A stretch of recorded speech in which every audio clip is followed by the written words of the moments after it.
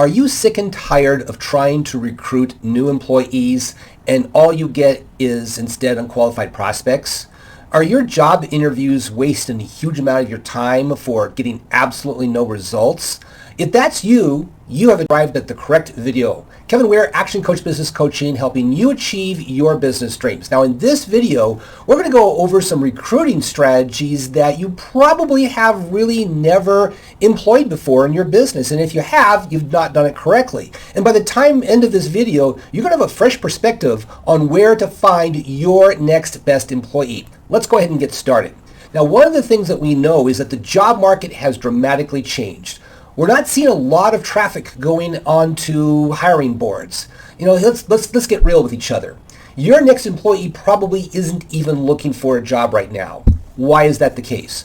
We are still in a demographic bubble where baby boomers are accelerating their exit from the workforce, and the Gen Z generation is just coming on board, and there's a lot fewer of them than the boomers. There's a statistic I found once that said for every 3 boomers that are leaving the workforce, only 2 Gen Zers are coming on board. And this is just accelerating that process. So your next employee probably is sitting out in a job, not liking the job, but feeling like they're stuck. So how are we going to get to those people?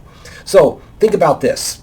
Your job is to develop a bullpen of future talent. And I've heard this so many times before, Kevin. Well, I'm fully stocked up employees. I don't need to recruit. Wrong. One of the things that we have to understand is that 30 years ago, your typical employee may stick with you 10, 15, 20, 25 years. In 2025 and going forward, that's not true.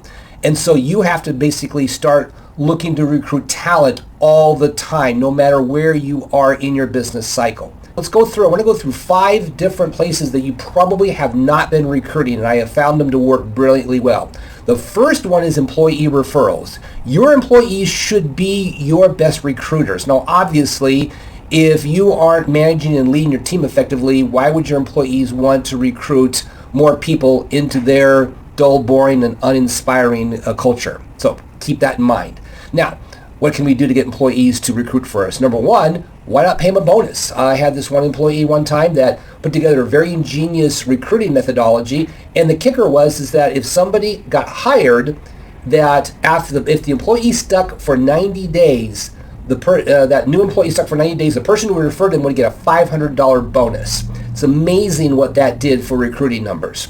So what are some techniques that you can give them? Can you give them like business cards with a special code? If somebody calls in and wants to apply for a job, you give a code of whoever that person was, and that person is recognized. There's lots of ways you can go about doing and utilizing employee referrals. But that's the biggest thing is let's make sure your culture is great, that these employees want to bring new people in, and you have an easy-to-use system for them to recruit people in. Number 2 is school and trade programs. These tend to get overlooked, but they're amazingly effective. I'll give you a quick story. I was just at a presentation yesterday where they were honoring a high school kid who was working, going through a trade school and was doing his apprenticeship at a metal fabrication shop. And he was doing absolutely amazing job with all sorts of metal and fabrication. And the employer was telling us that this kid at 16 years old was doing more quality work than a lot of his older colleagues are. And he's basically going to continue his employment after high school with that particular company. It's amazing what can be done out there. So keep that in mind. Number 3, vendor and industry connections. Who are your suppliers? I'll bet you dime to donuts that those suppliers also know people who might be interested in working with you. So start throwing that out there. Number 4 is your own customer database. Your customers, if they love you, they may want to come to work for you. I'll give you an example. I've worked with a number of chiropractic offices that absolutely thrive on hiring their happy patients. Why? These patients have gotten amazing results from their treatment through their chiropractor. They're raving fans, and many of them love to come to work knowing that they're helping other people in their own healthcare journey. Now, what about your business? Do you have those raving fans? Maybe they want to be an employee of yours because they believe in what you are offering and what you are all about. So look at that. Number 5, and this is a personal favorite of mine, is contacting outplacement firms. I used to be a career coach for, in essence, a career coaching company, but they also did outplacements. And one of the things we can never understand is why don't employees ask us who's out there, because in an outplacement firm, the talent that is going through that outplacement firm is absolutely amazing. They are a captive audience, and so if you can contact an outplacement firm and said, this is what we're looking for, that outplacement firm will put that job in front of what they can see is the best candidates for that job, and it costs you nothing. So keep that in mind. Now, those 5 strategies are great, but what I need you to do is start looking at rethinking of hiring.